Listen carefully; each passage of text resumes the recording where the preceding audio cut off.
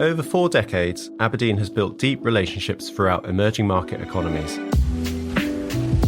And each episode of our Emerging Markets Equity podcast is your chance to eavesdrop on an agenda-setting conversation between me, Nick Robinson, and some of our brightest minds, figuring out the opportunities in key emerging markets.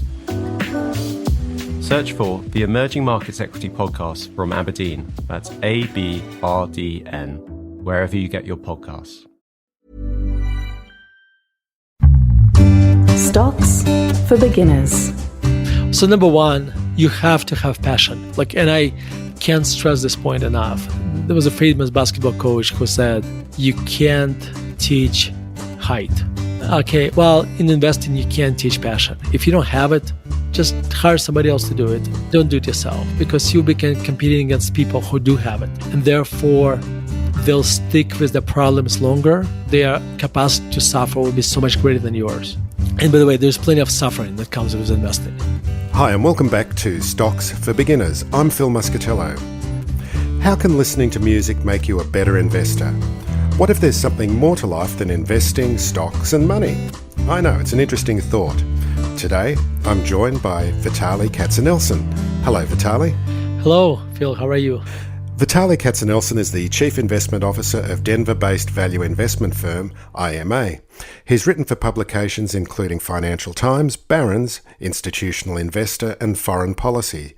His articles are also published on his website, Contrarian Edge, and in audio format on his Intellectual Investor podcast. Vitaliy lives in Denver with his wife and 3 kids, where he loves to read, listen to classical music, play chess and write about life, investing and music. And Soul in the Game is his 3rd and first non-investing book. So let's go back to the start by talking about growing up in Russia. And is it pronounced Murmansk? Murmansk? I think Russians say Murmansk, Americans say Murmansk, whatever works. Okay. I'm not sure how Australians say it, yeah. Oh, we just copy whatever people say in the United States. Yeah, so tell us about growing up in it was still Soviet Russia at the time, wasn't it? Mm. No, it is very important to understand that I was growing up not just in Russia, but in Soviet Russia.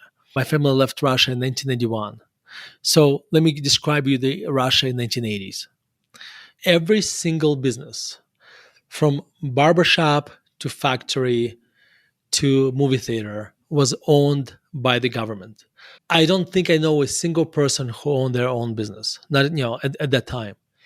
So the concept of capitalism just did not exist. The concept of private property barely existed. So I knew nothing about capitalism growing up in Russia. And let me tell you what it looks like. And the reason actually, to me, this message is very important, because today, young generation kind of romanticizes about socialism.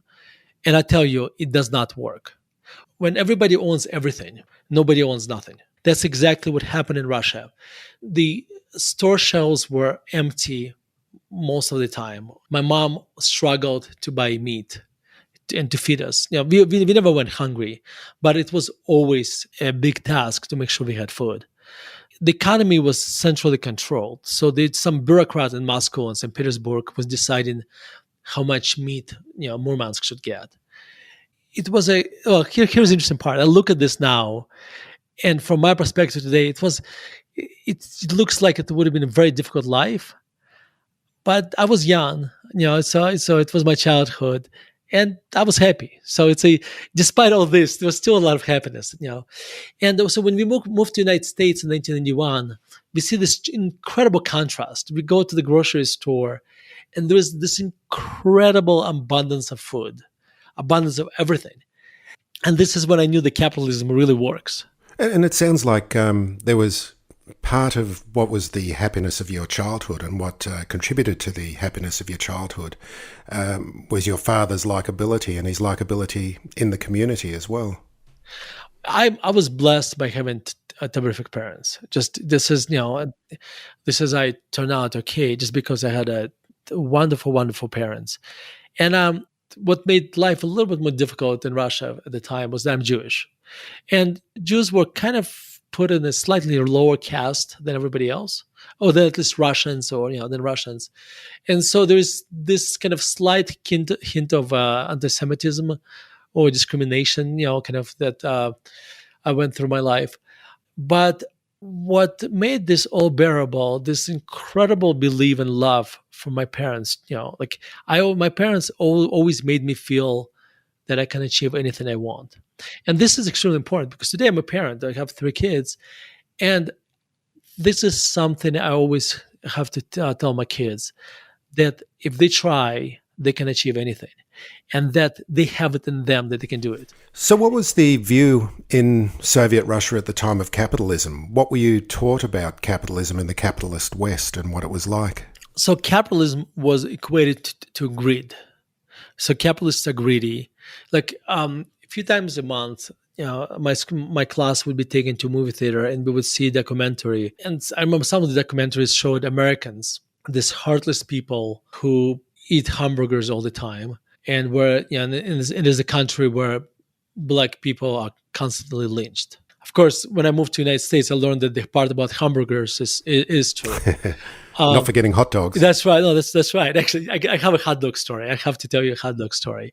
Okay, so just picture this: 1990, the relationship between the United States, the West, and Russia kind of becoming better, and Americans start to send these care packages to Russia, and we get one of those care packages. And what you have to understand is this: Russian language does not have a word hot dog. There's links and there's sausages. And we get this package and it says hot dog. I'm like, oh my God, these guys are really screwed up. They eat dogs, basically. And so, that's my kind of American hot dog story. But I feel I forgot what the question was. Sorry. We were just talking about the view of capitalism in the West and that you were taught as a child. Yeah, no, I think the most interesting part that I was told that Americans are heartless. And we arrived to Denver, my whole family. And imagine, so 6 or 7 of us, I forget how many. And we bring all our belongings with us. And we have, 30 different bags or something.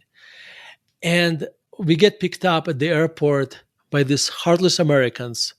They take our bags, put them in their minivans and trucks, take us to fully furnished apartment with stuffed refrigerator. And, these people also take us to a grocery store and tell us how to shop for groceries, and then come to us and visit us every so often just to make sure we acclimated to this country. So, like, I wish everybody was as heartless as Americans that, they greeted us. So,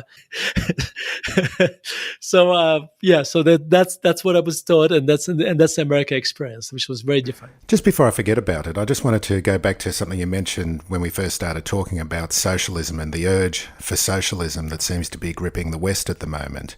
There seems to be nothing seems to be good about capitalism, and people want more and more government control, it seems. Sorry, there's no question there. I just made that as a statement. No, but so actually I've been thinking a lot about this. Yes. And let me run this framework on you, okay? Mm-hmm. So let me give you 2 extremes. The socialism I experienced in Russia, the one I described, and the capitalism that existed in the United States maybe 100 years ago. Not now, 100 years ago. And I'm talking about when you worked on a meat plant, extremely long hours in ungodly conditions for robber barons, exactly, where you can get hurt, etc. And so that's like this. So you have 2 extremes. You have the capitalism on the right, socialism on the left. This sort of capitalism 100 years ago. Now, if you look what happened to American or Western capitalism, it got diluted with socialism. Okay, so 2 things happened. First of all, taxation went up, and second of all, government involvement in regulation has changed. So unions, and we should thank unions for that, at least in the beginning, because they have led a tremendous change. So today, and I'm going to make up a number. So today, actually, I think it's about right, 33% of your income in America goes to the government, to the governments, to the local government, to the federal government, etc. So let's use that 33% as the degree of socialism in the United States, okay? Where let's take Europe, and I don't know this number, but I probably, if I said 50 to 55% of income went to the government, I probably would not be wrong. Okay, so but here's the thing: when a third of your money goes to the government, you own a little bit less. The government owns one third of your paycheck. When governments own 55% of your paycheck, you own only 45. You own less and less. So what happens over time? The more you go to the left, the more money government takes from you and redistributes to other people, the more services they provide, the less ownership you have of your time, of your earnings. And so I don't know where that number is. I don't know at which point you stop caring. I don't know at which point you say, what's the point? If I work very hard or I don't work very hard, my income is not going to change. This is more of a thought experiment that that I'm trying to explain. And one thing we know is that the government is not very good at making things and provide. The government is good at running military, but the government is not very good at running businesses. If you're not sure about this and you're an American, just go to the post office and try to send out a letter, and you'll be stuck in line for a long time. And think about post office versus UPS. UPS did not receive any subsidies from the government, etc., and it's able to send things faster and cheaper than post office, and you get a great service, and you get guaranteed delivery, etc. And I said this is not a perfect example, but that's an example. I think the capitalism is not a perfect system. Everybody knows this. The only problem is we could not come up with a better one. And the reason that system works, because it is in line with our genetic programming of survival, of selfishness. Yeah, and when I say selfishness, is that when I wake up in the morning, I think about my family, but not a family that is 10,000 miles away in some other remote town in the United States. I think about my kids, my wife, myself, and that's what drives me to make the best decisions I can for my family. But the beauty of capitalism, of course, is that when everybody makes these selfish decisions, it ends up benefiting everybody else. And that's kind of the beauty of capitalism. And I know all the common pushbacks, etc. And I think success of any country, it's finding this right balance of I guess not to have I don't want the United States to go to the capitalism of 100 years ago, but at the same time I would argue I would not want the United States to go to where the Europe is today, or especially some European countries. And I understand this is not a perfect example again, because United States has many advantages, geographic advantages, etc. But if you look at the amount of innovation coming from the United States versus amount of innovation coming out of Europe, or of number of new businesses starting up, you would see that the reason we are more successful and we are more entrepreneurial, because the system still encourages risk taking. The more socialism you have, the less risk taking you want to do. By the way, I'm not running for the office. I'm just you ask and I answer. So over 4 decades, Aberdeen has built deep relationships throughout emerging market economies.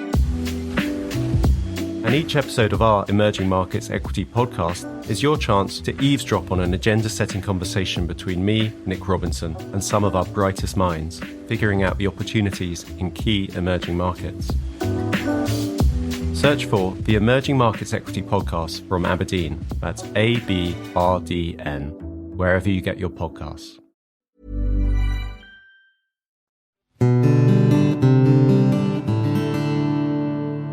So coming to the United States, and you pretty quickly became involved in finance and investment, didn't you? What happened there?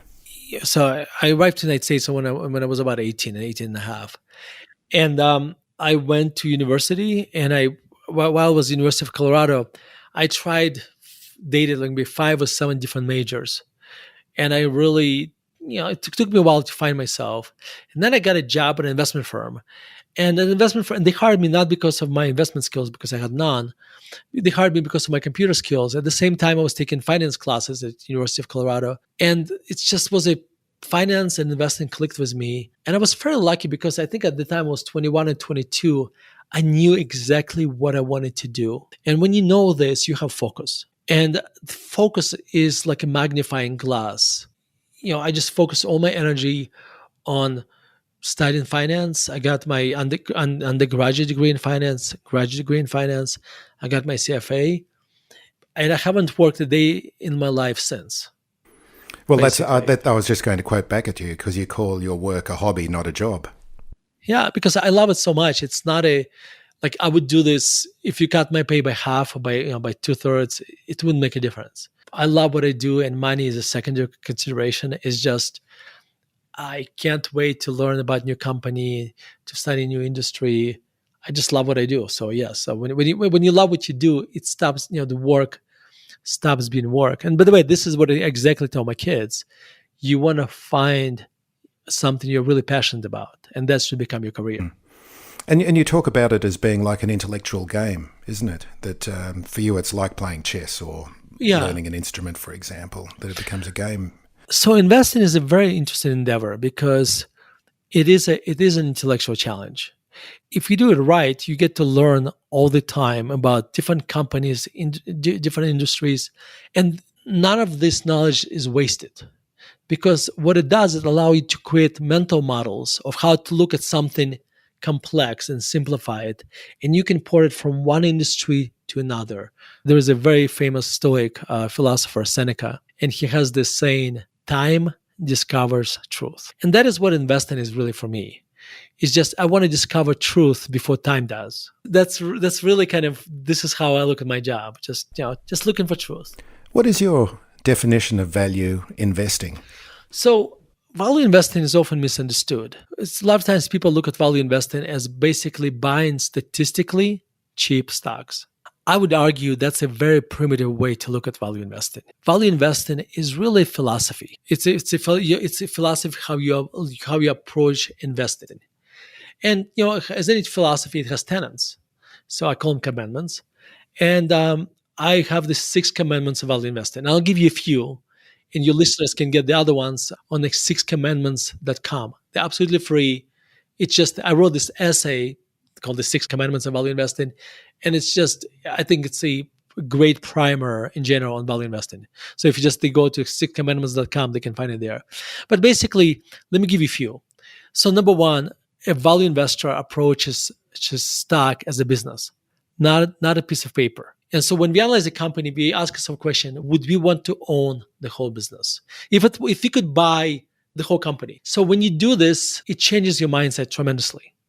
Suddenly you start looking at the management and how well they run the business, how well they allocate capital, start looking at cash flows, return on capital, this kind of things.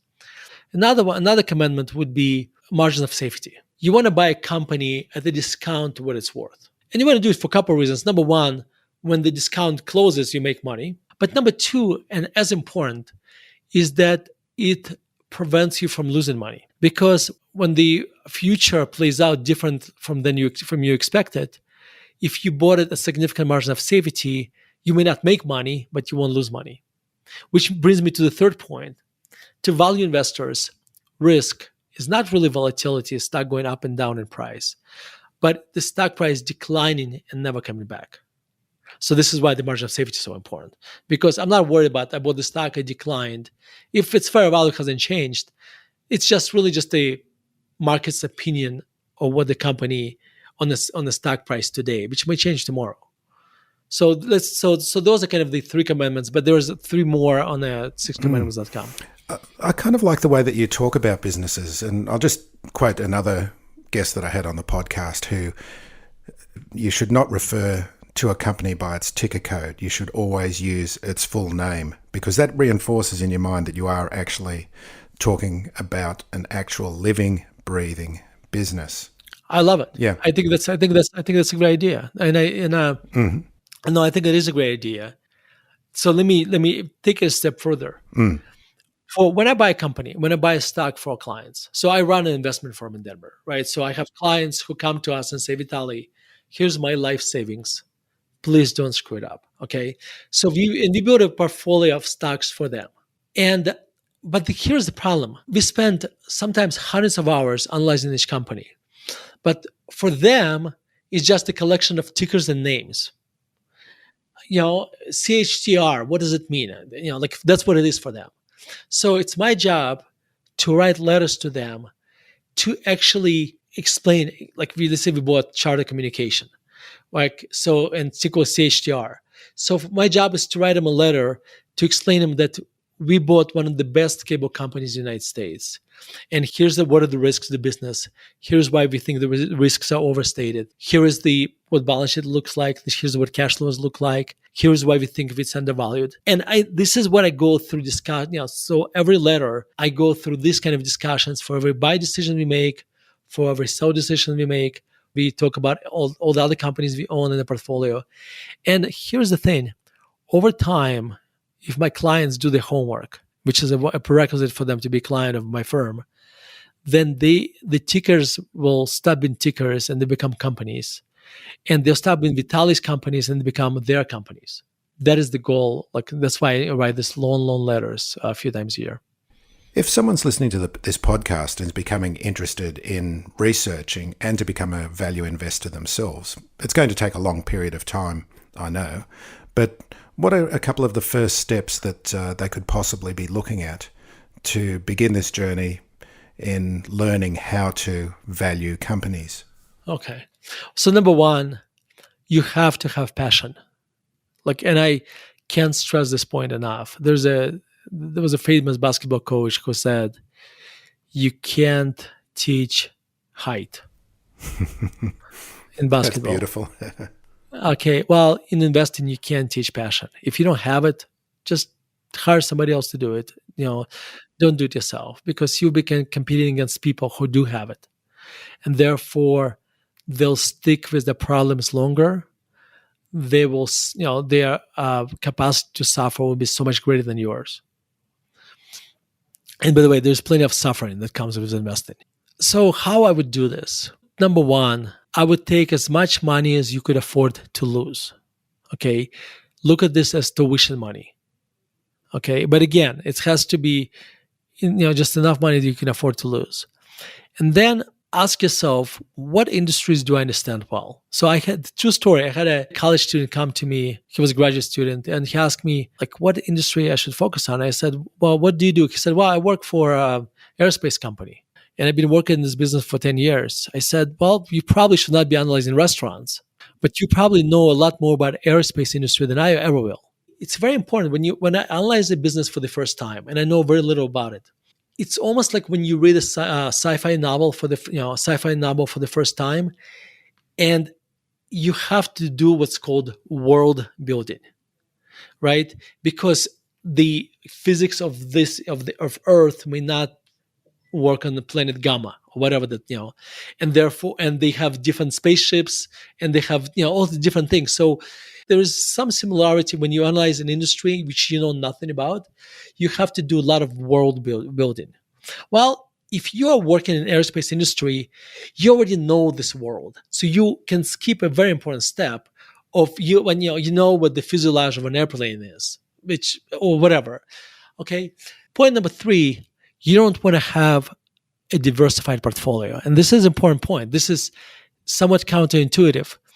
Today, when I manage IMA, we have a very diversified portfolio of stocks. But I have a team of analysts, and I've been doing it for a long time. Even without analysts, I would be able to do it just fine because I've been doing it for a long time. At this point, you're just trying to learn. And therefore, I would focus maybe 1, 2, or 3 companies, just enough stocks and companies that you can understand extremely well. Because it's very difficult for somebody who hasn't done this to cover 25, 30 stocks. Okay, so I would just stick to a few companies and then try to find people, like-minded people who look at investing the same way and try to learn from them. I mean, those I think probably the steps I would, those were the steps I would take. I really like the way that you talk about the story and how you've got to understand the story and constructing your particular mental model around a company and around businesses. But that's a double-edged sword. I mean, you can construct it, but you can also delude yourself with that story. And you can be also confirming your own biases. I mean, I was just talking to a friend last night who is just very passionate about changing the world for to become a carbon-free future. And he's found this little battery company here in Australia, and he wants to invest in it. And I keep on saying to him, well, you know, what's their cash flow? How much is being invested? Do they have good management? But he gets so caught up in the story that supports his own beliefs as well. Well, I think storytelling is one of the best ways to communicate in general. However, you're absolutely right. It could be extremely dangerous. In ancient Greece and Rome, there was this people, they were called sophists. And the word sophisticated has the same root. And sophistry as well as another word that comes from yes. that. Yeah. Lying. Yeah. Well, those people were not necessarily liars, but they basically. Oh, that's right. They were storytellers, weren't they? Yeah. So as I understand, basically, like if you look at ancient Rome and Greece, there was just a lot of competing schools. Sophists basically, they would teach kids or young adults of how to make a very compassionate, emotional argument. And they wanted them to be able to make argument for and against. Okay? Stoics looked at sophists with a lot of caution because they felt it's a spear that could be used for good or for bad. So without the moral compass. And therefore, Stoics had an opposite approach. They basically would say that they want to break down an argument to complete bare bones. Okay, so and this is I think I'm quoting Marcus Aurelius, who was an emperor of Rome and who was one of the most famous Stoics. He said, instead of thinking about, when you go to a very fancy French restaurant and they bring you the salmon, and the explanation of the salmon by this waiter is going to take about 5 minutes. It's going to be a lot of words you won't understand, and with honey and herbs and a whole bunch of other things. Well, Marcus Aurelius would look at this salmon and say, this is a fish with herbs and honey on it. Okay, so he just got it down to basics. And I think it's very important for us to, especially as an analyst, and this is very important, when I analyze companies, I spend a lot of time listening to conference calls where you hear management speak or you listen to the presentations. And to become a manager at a company, an executive at a company, you need to have a certain basic set of skills. And being a great speaker is one of them. Now, sometimes you have this managers who are incredible speakers. And when I recognize that this person is an incredible speaker, I become very cautious. Now, when I listen to them, I try to break down the message to the bare bones, because I understand that I'm as gullible as everybody else. Because I get influenced by how they speak. Okay, and therefore, it doesn't mean they're lying. I don't want to imply that. I just know that my analytical ability will be a little bit less good because of them being so persuasive. So it means I have to work a little bit harder to make sure that I'm objective.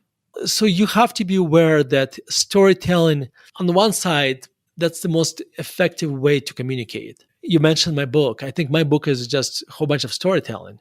And this is why I think it's easy to get through the book, because it's just, story after story after story. And and I'm not doing it because I'm trying to be a sophist. Maybe I'm just genetically sophist, but it's just, that's the only way I know how to communicate. And just think about it. This conversation right now, it's just a lot of storytelling. So, so I have to be aware of myself that I think Dostoevsky said the most important thing, you don't want to lie to yourself, because you're the easiest person to deceive. So we have to be careful with ourselves as well.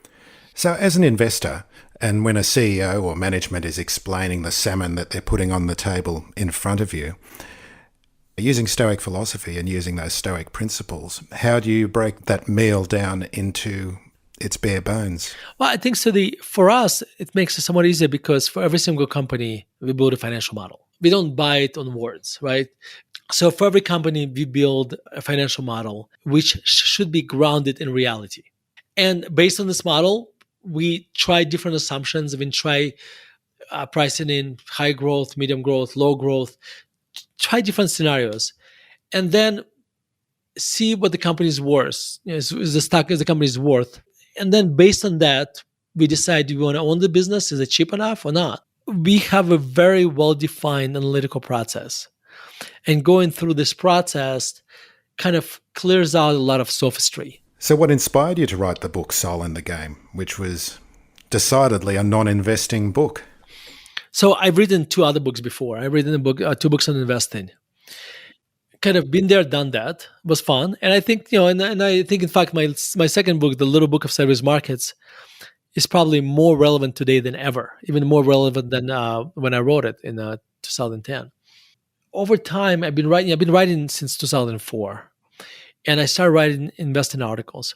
And over time, little by little, I started to bring stories about my kids, about classical music into investing as a characters. A lot of times, just still an investment story. But over time, they went from kind of being supporting actors to being main actors.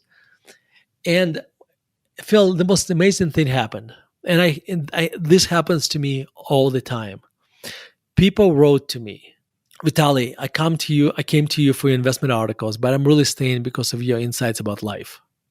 And I tell you, that gave me so much more, like writing about investing was easy because I have the pedigree, that's what I do.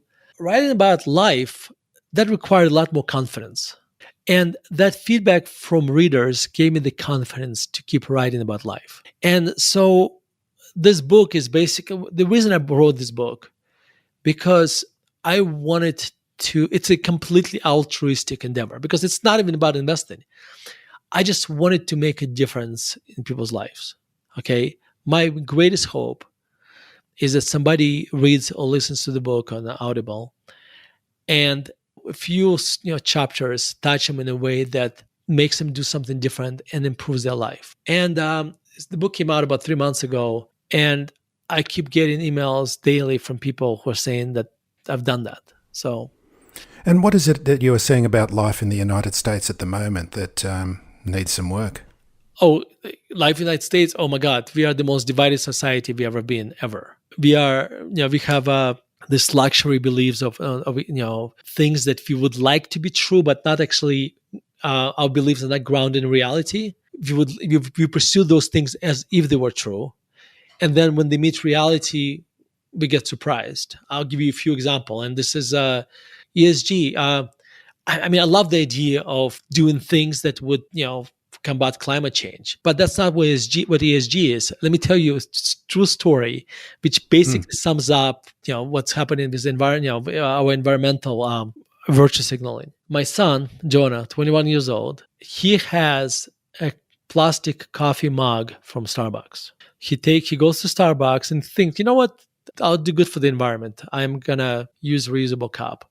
He gives the cup to the clerk. The clerk makes coffee in a paper cup, pours it in a plastic cup, throws the paper cup away, gives plastic cup back to my son, and says, "Thank you so much for saving the environment. I would like for us to have zero emissions." But we focus on cars. And when you think about, like the most, on evil oil companies, well, I'll give you a very, very interesting statistic. Bill Gates wrote a book about environment, and there was a chart in that book, which basically showed that about 14% of CO2 comes from cars, trucks, and planes. 14%. 14? One, 14 or one, four. Yep. As much CO2 comes from farming and cows. As much CO2 comes from construction. You don't see anybody talking about evil construction companies. You don't see anybody talking about evil cows, right? I'm not making an argument that we should completely ignore of CO2 coming from cars, but if your goal is to change the environment, you should probably focus not just on the 14%, but also not forget about 86% of what's causing CO2. And we are so preoccupied with the 14% that we ignore 86. There are a lot of things that are wrong with the United States today. And despite all that, this is still the only country I want to live in. So it's and we are a lot more divided now than ever before, etc. But it's still, I would choose to live here than anywhere else. Okay, I just wanted to, this is not a question about investing, but I've got in my notes here, and I can't remember where I found this, is that you believe that AC/DC can make you a better writer. Oh, absolutely. I'll just preface this by saying that AC/DC played at one of my school dances. That's how long I've been around for. Oh, I see. So I got to tell a story. So I got to tell this story. See, another story. So my son Jonah was born in 2001. This is in the early innings of internet. And my wife and I read a headline or whatever. And the headline said, if your child listens to Mozart, he's going to be more developed, and they even implied he'll become a genius. So I read this article when my wife, I think, was like 5 or 6 months pregnant. And this was a time where she had a CD player. So I bought a belt that had a speaker on this. And we connected CD player, and she walked around the house listening to Mozart's music. So the Mozart music was playing to my wife's belly, and my son was listening to it even before he was born. But then I actually read a study a few years ago. And the study, actually, that's not what the study said, actually. The study was conducted by a guy who liked Mozart. And so he conducted the study using Mozart's music. But he admitted that it could have been AC/DC. It didn't matter what it was. It just had to be music. And what happens to you when you listen to music, your left brain and right brain, the connection between them gets stronger. And while you're listening to music and you're doing something creative, it enhances your creativity. Okay. However, that only lasts maybe 10 minutes longer than you listen to music. So after you stop listening, that benefit goes away. It gets a little bit more complicated. So because you have to be very careful which music you listen to. And it has nothing to do with AC/DC or Mozart. But I'll give you a few examples. If you listen to music with words, that actually, it activates part of your brain where it starts to interpret the words. Actually may actually tax your brain more. Some music, for instance, when I write, I listen to classical music, but I can't listen to violin concertos. Just for some reason, it doesn't. I love violin concertos. Okay, nothing against them, but it just for some reason it just interrupts my my thinking. At the same time, when I write and I get stuck, I listen to operas. And the good thing is most operas are, they're either in Italian or French or German. So I don't speak the language. So they might as well be in Martian to me. And so when I listen to operas, so the language doesn't bother me, but it actually induces my creativity so much. It a lot of times helps me to get through the writing block. So you just have to figure out what music works for you and what doesn't. And if AC/DC works for you, great. So tell listeners where they can find out more information about you and, of course, the book Soul in the Game. Yeah. So I think the easiest way to do it is if they go to soulinthegame.net, there they can subscribe to my articles. They can read about the book. Now, since the book came out, I wrote about 4 or 5 new chapters. And if they buy the book, there are instructions there how they can get those new chapters absolutely free. And here's the best part. I keep writing. So, you get new chapters over time as I write them. So soulinthegame.net is probably the best place. You can get the book on Audible format. So I figure if you listen to this podcast, you probably like to listen more than you like to read. Not necessarily, but a lot of people do. And finally, we have a podcast, which is kind of a lazy man's podcast. Imagine my articles are basically read to you. And so if you just look for Intellectual Investor Podcast, wherever you listen to podcasts, so you can listen, you can subscribe to a podcast. And of course, you're on Twitter as well. Is that your main social channel?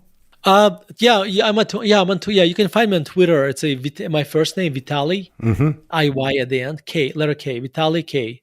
You can find me on Twitter, and I really enjoy Twitter. Actually, I do too. It's my favorite. It's a place for me to go and just like when I have a new thought, just to share with the world and see what the world thinks. And so I'm on Twitter all the time. Though I have to, I try to manage my time wisely when I'm there. We do. We always do. Vitaliy Katsenelson, thank you so much for joining me. It's been a real pleasure speaking with you. Phil, thank you so much. I really enjoyed it. Thank you. If you found this podcast helpful, please tell a friend, especially if it's someone who needs to start thinking about investing for their future. You'll be helping them and helping me to keep this show on the road.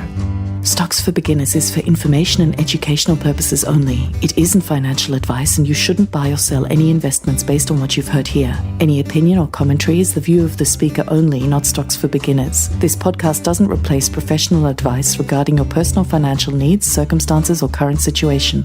And thank you for listening to my podcast.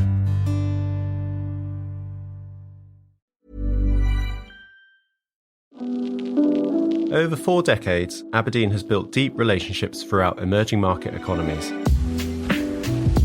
And each episode of our Emerging Markets Equity podcast is your chance to eavesdrop on an agenda-setting conversation between me, Nick Robinson, and some of our brightest minds, figuring out the opportunities in key emerging markets.